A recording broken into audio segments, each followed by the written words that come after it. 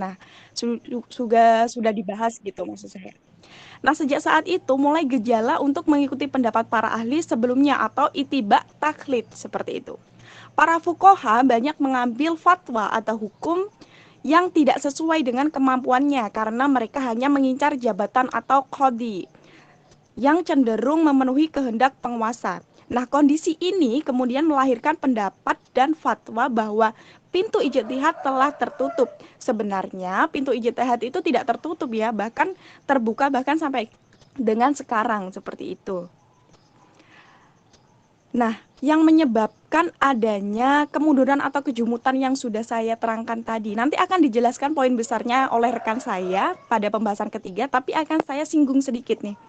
Jadi apa sih yang menyebabkan dari kemunduran dan kejumutan itu? Yaitu ada 3 poin yang saya sebutkan di sini, yaitu kesatuan wilayah Islam itu yang luas. Jadinya mulai telah retak gitu dengan munculnya beberapa negara baru seperti Spanyol atau Eropa, Afrika Utara dan sebagainya.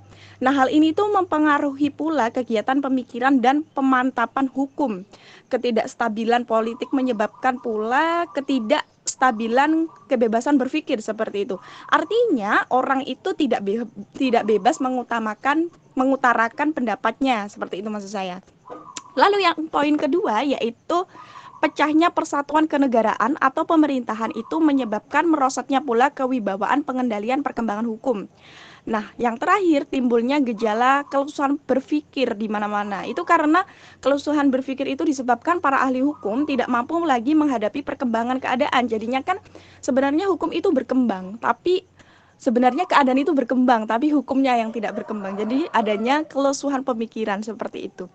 Nah, pada masa ini itu juga muncul statement baru yaitu statement insidat bab al-ijtihad. Tahu nggak sih apa itu insidat bab al-ijtihad?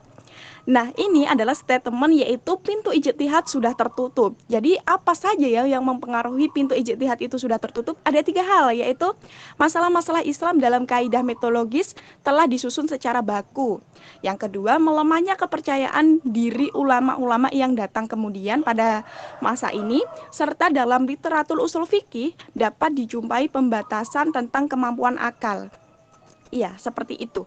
Lalu setelah mengalami kelesuhan ini tentunya telah mengalami kembali yaitu adanya pengupgradean gitu, ada pembaruan. Nah, pemikiran hukum Islam ini bangkit kembali pada abad ke-19, yaitu kebangkitan kembali pemikiran hukum Islam timbul sebagai reaksi terhadap sikap taklid tersebut yang sudah saya jelaskan di atas. Dengan demikian munculnya gerakan-gerakan baru, di antara lain adalah gerakan para ahli hukum yang menyarankan kembali kepada Al-Quran dan Al-Sunnah. Jadinya mengembalikan dengan sumbernya gitu. Jadi kita tidak saklek atau kita hanya stuck di situ saja, tetapi juga dipandang dengan sumbernya yaitu Al-Quran dan Al-Sunnah. Nah, gerakan ini dalam kepustakaan disebut gerakan salaf atau salafiyah yang ingin kembali kepada kemurnian ajaran Islam di zaman salaf atau permulaan pada generasi awal dahulu. Jadi itu rekan-rekan tentang sedikit yang bisa saya jelaskan pengertiannya. Kondisinya itu kondisi saya sebutkan sejarah singkatnya saja dan juga kemundurannya itu seperti apa, bahkan adanya statement tentang bab al-ijtihad, insidat bab al-ijtihad atau pintu ijtihad sudah tertutup. Untuk yang lainnya akan dibahas oleh kedua rekan saya. Silakan Saudara Iva Amelia untuk melanjutkan presentasi ini. Lanjutkan.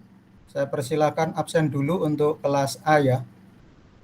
Kelas B nanti menyusul jam 8.40, kelas C jam 14.40 ya. Saya persilakan absen dulu, jangan lupa untuk kelas A. Silakan dilanjutkan. Baik, selanjutnya adalah faktor dari penyebab taklid. Nah, taklid ini disebabkan oleh beberapa faktor, baik internal maupun eksternal, yang mempengaruhi perkembangan fikih dan paradigma para ulama. Namun, tidak semua faktor tersebut dapat teridentifikasi oleh para ahli hukum Islam. Kemudian, di sini saya akan menjelaskan mengenai pandangan Muhammad Ali yang menjadi penyebab taklid itu ada 10. Yang pertama itu munculnya ajakan yang kuat dari para penerus mazhab untuk mengikuti mazhabnya, sehingga yang tidak mengambil dan menggunakan pendapat imam mazhabnya dianggap keluar dari mazhab dan dan melakukan bid'ah. Kemudian yang kedua, adanya degradasi pemikiran para hakim, kemudian berkembangnya pembentukan aliran-aliran fikih, adanya ulama yang saling menghasut, kemudian munculnya perdebatan ahli hukum secara tidak sehat, kemudian berkembangnya sikap berlebihan dalam mengajarkan fikih mazhab, kemudian rusaknya sistem belajar, banyaknya kitab-kitab fikih, hilangnya kecerdasan individu, dan yang terakhir itu munculnya kesenangan masyarakat pada harta secara berlebihan. Nah, secara umum, sebab-sebab munculnya taklid itu adalah yang pertama, sikap fanatisme berlebihan pada mazhab tertentu, kemudian yang kedua, terbelenggunya kebebasan berpikir akibat tertutupnya pintu ijtihad, walaupun tidak sepenuhnya tertutup ya, yang tadi sudah dijelaskan oleh Mbak Nung. Dan yang ketiga, stabilitas politik pemerintah merosot sehingga perhatian pemerintah terhadap pengembangan keilmuan atau aktivitas ilmiah berkurang. Nah, keadaan seperti ini menyebabkan para ahli fikih sudah merasa puas dan dengan usaha membuat ikhtisar karya-karya ulama terdahulu. Kemudian mereka menghimpun dan membukukan hukum-hukum permasalahan-permasalahan hasil ijtihad ulama pendahulunya untuk kemudian dijadikan teks-teks buku yang disimpan dan pada gilirannya dikeluarkan kembali untuk menjawab persoalan-persoalan yang muncul belakangan. Kemudian taklid dalam hukum Islam. Mengenai pengertian taklid tadi sudah dijelaskan oleh Mbak Nung, yaitu mengikuti pendapat orang lain tanpa mengetahui hujah atau dalil kebenaran pendapat tersebut. Nah, jadi sebenarnya taklid bagi orang awam dan orang-orang yang belum mencapai derajat ijtihad adalah wajib. Demikian pula bagi orang-orang yang telah mencapai derajat ijtihad dalam sebagian masalah fikih atau sebagian bab fikih wajib bertaklid dalam masalah-masalah yang ia belum mampu berijtihad. Nah, mengenai taklid juga dijelaskan dalam Al-Quran dalam surat Al-Anbiya ayat 7 yang artinya kami tiada mengutus rasul-rasul sebelum kamu, melainkan beberapa orang laki-laki yang kami beri wahyu kepada mereka. Maka tanyakanlah olehmu kepada orang-orang yang berilmu jika kamu tiada mengetahui. Dan juga dijelaskan dalam Quran surat At-Taubah ayat 122 dan juga dalam ijtima sahabat dan ulama. Jadi para ulama itu bersepakat bahwa orang awam itu wajib bertaklid kepada ulama mereka. Dan para sahabat juga berbeda-beda dalam tingkat ilmu mereka. Tidak semua mereka mampu berijtihad. Sebagian mereka ada yang mufti atau mujtahid dan jumlah mereka sedikit. Dan sebagian besar mereka adalah mustafid atau muqallid. Nah, kemudian dalam dalil akli, Imam Asy-Syatibi mengatakan bahwa fatwa-fatwa para mujtahid bagi orang-orang awam ibarat dalil-dalil syara' bagi para mujtahid. Hal tersebut karena orang-orang awam tidak mampu memahami hukum secara langsung kepada Al-Quran dan hadis seperti para mujtahid, sehingga perkataan dan ijtihad para mujtahidlah yang harus dipelajari, difahami, dan diamalkan. Kemudian untuk bab selanjutnya akan dijelaskan kepada rekan saya, Maulana.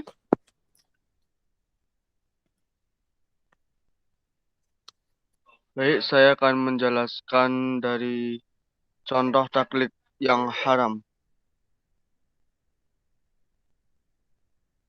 Dari penjelasan yang sudah dijelaskan mengenai taklid tadi, ini saya akan menjelaskan contohnya. Yang pertama yaitu mewajibkan mengikuti imam yang mereka anggap masyhum, walaupun menyelisih ajaran Nabi Shallallahu Alaihi Wasallam. Yang selanjutnya, yang nomor 2, anggapan sebagian orang yang fanatik kepada mazhab imam tertentu. Bahwa pendapat-pendapat imam mereka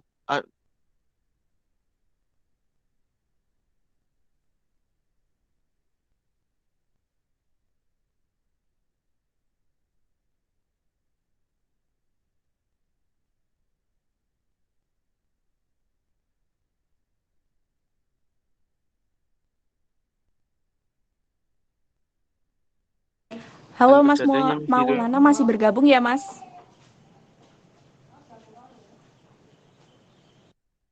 Mas Maulana masih bergabung ya? Ya, suara saya bisa Iya, tadi putus-putus, boleh dilanjut, silakan.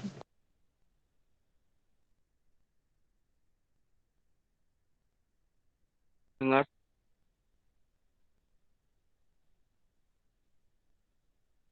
Bentar.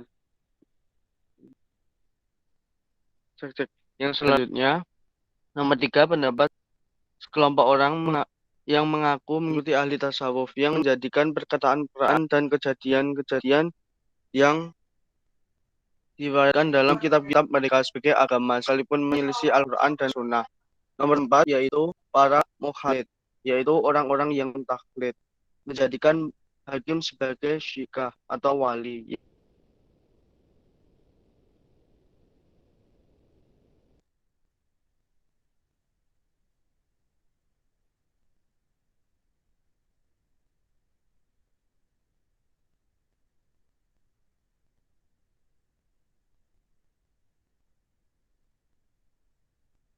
Halo Mas Maulana, masih bergabung? Miftah Mutaziyah yang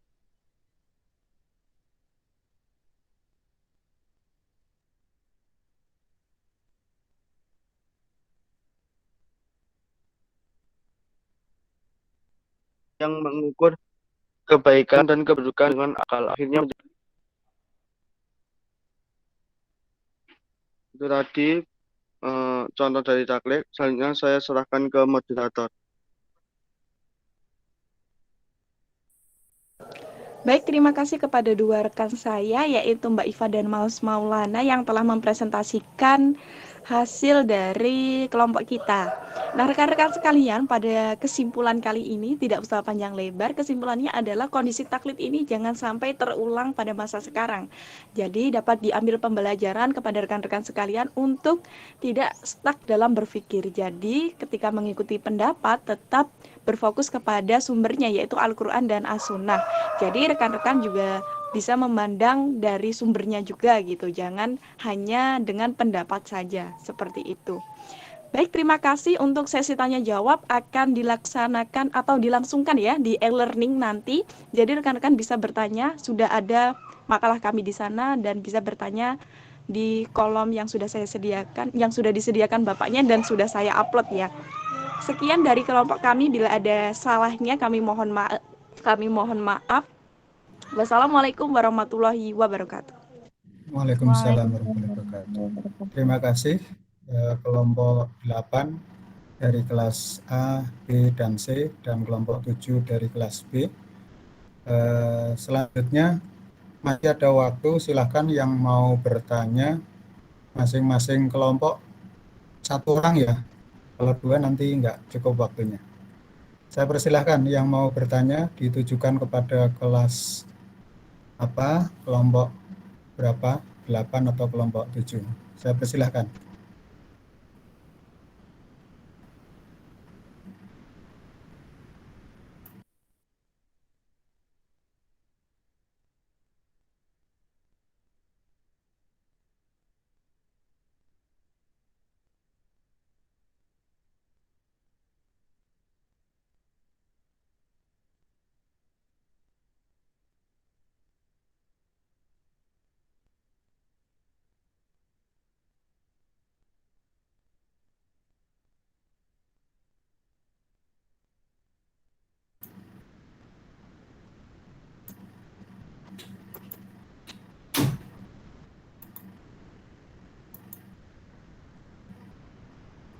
Izin bertanya, Mbak.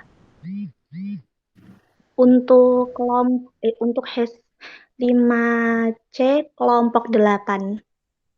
Saya Rihedatul Ais, NIM 1921111087. Izin bertanya, adakah pengaruh taklid itu dalam pendidikan Islam di zaman sekarang dan bagaimana mengatasi simpang siur antara pengikut mazhab satu dan lainnya? Terima kasih. Kelas apa Mbak Rihatul? Baik, Mbak Rihadatul Ais. Nah, Kelas HES Dari 5C, kelas Pak. Kelas HES 5C. 5C. Ya.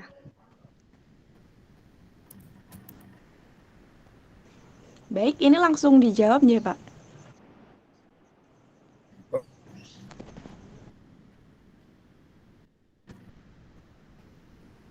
Atau menunggu yang lain dulu ditampung. Silakan mau dijawab sekarang juga bisa.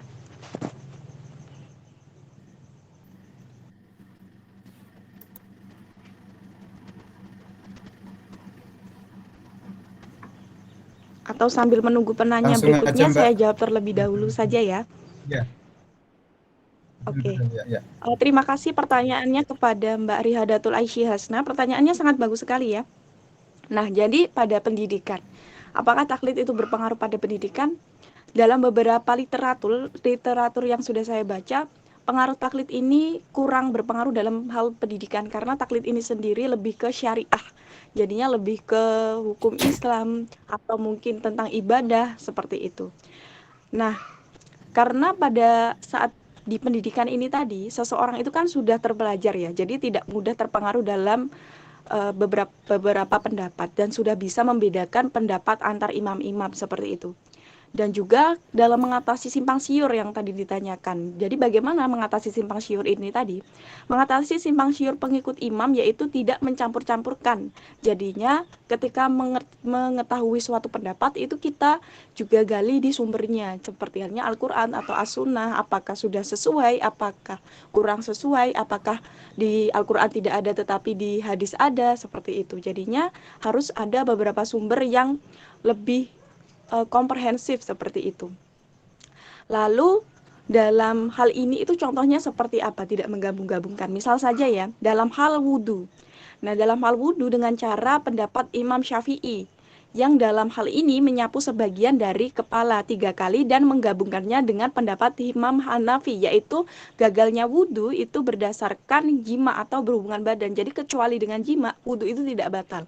Nah, ini pendapat yang kurang benar ya, karena menggabungkan dua mazhab yang sepertinya itu tidak dicerminkan dalam sumber Al-Quran. Jadinya jangan menggabung-gabungkan, tetapi pilihlah mazhab yang memang diminati atau memang sudah sehati gitu. Nanti itu baru dilihat di Al-Quran atau As-Sunnah, apakah sudah sesuai, apakah hal ini tidak sesuai, seperti itu. Itu Mbak Rihadatul Aisyih Hasna. Ada tanggapan? Enggak, Mbak, bisa dipahami. Terima kasih. Iya, Pak, ini nanti dikirim pertanyaannya walaupun sudah ditanyakan, dikirim di e-learning ya Pak ya? Ya, nanti dimasukkan untuk revisi di makalah, ditambahkan di halaman terakhir ya, pertanyaan dan jawaban. Oke, selanjutnya ada Baik, dari Pak, terima kasih. kelas. Baik, silahkan.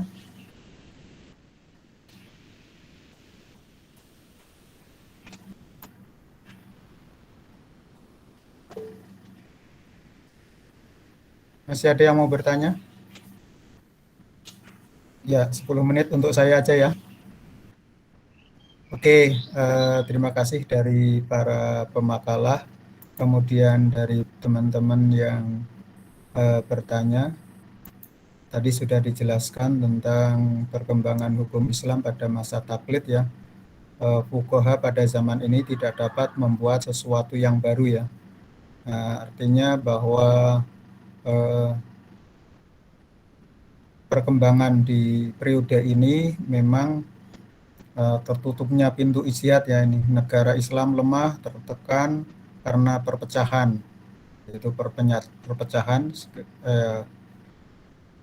penyakit yang terjadi di setiap kekuasaan pemerintahan. Biasanya kalau sudah berebut masalah kekuasaan biasanya terjadi konflik, maka konflik itulah yang menyebabkan lemahnya suatu negara.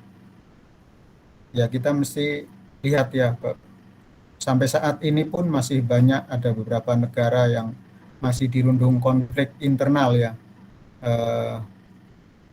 di beberapa benua, termasuk yang di Timur Tengah. Ketika negara-negara itu mengalami konflik di internal karena kekuasaan atau perebutan pemimpin nasionalnya masing-masing, ini tidak pernah bagaimana mengurus kesejahteraan, karena mereka berebut tadi siapa yang mempunyai otoritas, yang berkuasa, yang mengelola negara itu. Nah, demikian juga pada masa taklid juga terjadi perpecahan, terjadi perebutan kekuasaan. Kemudian di sisi yang lain adanya pembukaan kitab-kitab fikih atau kitab mazhab ya, seperti yang pada periode sebelumnya pada imam mazhab itu tumbuh, pada periode ini tidak hanya tumbuh saja, tapi juga adanya mulai pembukuan kitab mazhab yang itu menjadi suatu metodologi atau sebagai suatu kerangka mereka di dalam berpikir, dalam beristimbat ataupun dalam memecahkan hukum. Nah, kitab-kitab itulah yang sampai sekarang masih ada menjadi suatu tonggak peradaban dalam perkembangan hukum Islam. Maka kalau dilihat secara teoritis, perkembangan hukum Islam itu ditopang adanya kitab-kitab fikih, kemudian adanya putusan-putusan para hakim atau juris, kemudian adanya fatwa-fatwa ulama ataupun baik itu yang personal maupun kelembagaan. Itu adalah tonggak-tonggak yang mempertahankan keberadaan eksistensi hukum Islam. Nanti Anda bisa lihat tentang teori keberadaan hukum Islam ya. Di antaranya ya, kalau Anda baca tulisan-tulisannya Profesor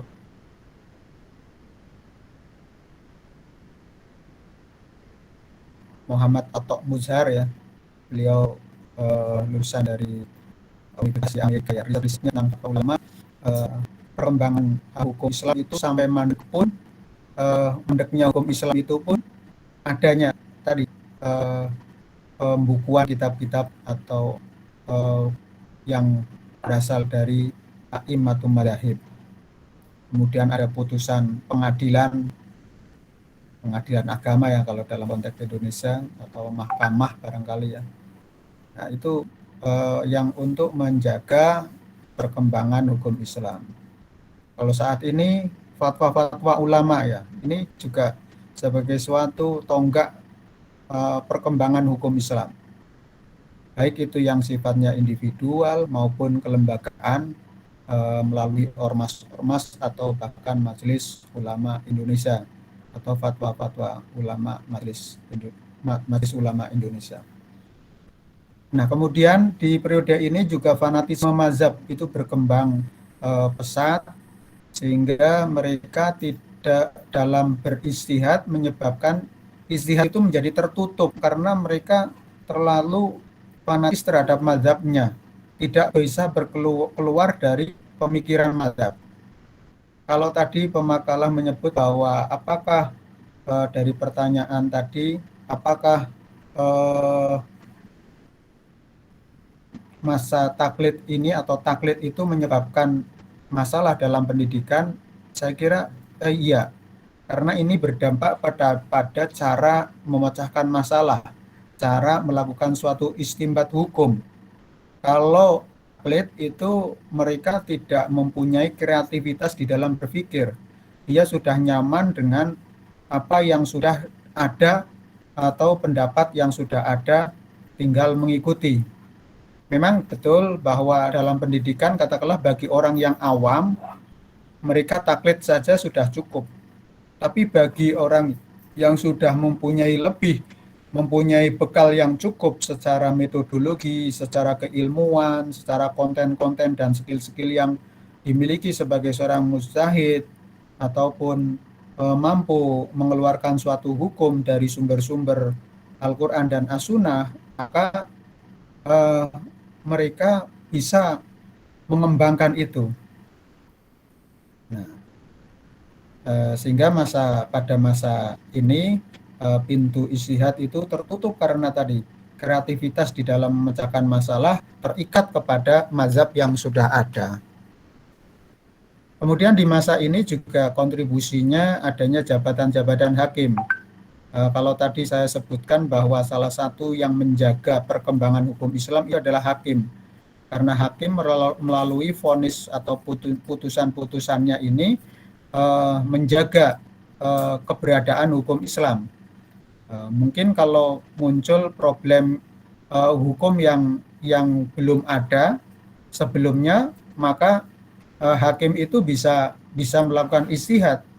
Bedanya antara mufti dengan hakim adalah kalau mufti fatwanya itu sifatnya adalah sukarela atau menjadi nasihat saja, tidak bisa dipaksakan kepada pihak yang meminta fatwa.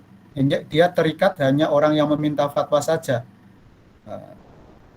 Sifatnya adalah menjadi nasihat atau menjadi masukan, tergantung mengamalkannya memang tergantung kepada yang meminta fatwa. Dan kepada yang mengikuti atau sesuai dengan pendapat dari fatwa itu kemudian mengikuti. Tapi kalau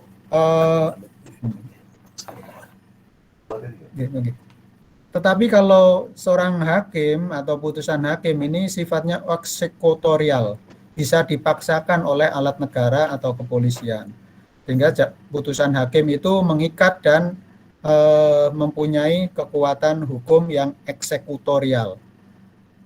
Berbeda dengan fatwa. Fatwa ini sukarela, mau ditaati atau tidak. Yang terikat itu hanya yang meminta fatwa. Tapi kalau putusan hakim ini harus dilaksanakan. Inilah yang membedakan. Tapi kedua-duanya itu adalah sebagai penjaga bagaimana perkembangan hukum Islam itu ada di tengah-tengah masyarakat. Kurang 1 menit. Selanjutnya saya kira terkait dengan tadi sudah disebutkan, dijelaskan juga pada masa taklid ini ada kontribusi dalam perkembangan hukum Islam. Mereka perkembangan yang ada itu karya-karya ataupun hasil yang dihasilkan dari periode ini bukan ijtihad yang penuh ya, tetapi lebih pada fuqaha memilih jalan taklid tadi. Dia berijtihad di lingkup mazhabnya saja. Maka ada kalau Imam Syafi'i, tapi juga ada Syafi'iyah. Imam Syafi'i itu adalah sebagai mujtahidnya, Syafi'iyah ini adalah pengikut Imam Syafi'i. Pengikut Imam Syafi'i ini Syafi'iyah, dia akan hanya pada lingkup mazhabnya saja. Inilah yang menyebabkan tadi terjadinya suatu pemandekan di dalam berpikir karena terikat kepada fanatik kepada mazhabnya saja. Kemudian produk-produk hukum yang ada saat itu lebih kepada sifatnya tadi kelompok berapa tadi sudah menyebutkan adanya kontribusi fuqaha ini penulisan matan, kemudian penulisan syarah, hasyiah yaitu catatan pinggir atau taklik komentar. Contohnya ya pada periode ini seperti kitab Bulughul Maram. Ini kan kitab hadis atau kitab fikih ya, kumpulan hadis-hadis tentang hukum. Nah, itu kan karya ulama. Kemudian Bulughul Maram ini disarah. Pada periode ini disarah dengan Subulus Salam. Subulus Salam itu kitab yasarah yang menjelaskan kitab matan ya. Ini matan, bukan mata. Matan. Matan itu ya narasi-narasi hadis. Kemudian ini disarah, dijelaskan atau ada catatan komentarnya atau catatan pinggirnya sehingga menjadi kitab tersendiri. Tapi itu bukan hasil ijtihad. Dia berada pada wilayah yang memberikan catatan di matan hadis ataupun riwayat-riwayat yang ada itu. Ini periode yang dihasilkan dari periode kemunduran. Nah, pintu ijtihad itu tertutup, maka tokoh seperti Ibnu Taimiyah nanti sebagai tokoh yang menjadi pembaharu ya, karena terkenal dengan jargonnya ar-ruju' ila al-Qur'an was sunnah, kembali kepada Al-Qur'an dan as-sunnah.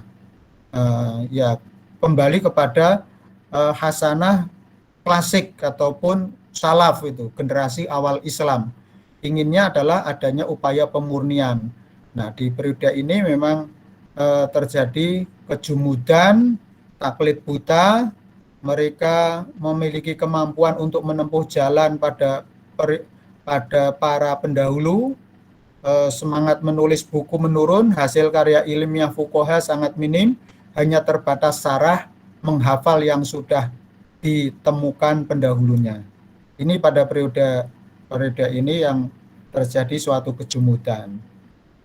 Hasil ijtihad tidak terlalu banyak, tapi lebih banyak mengomentari karya-karya yang sudah ada.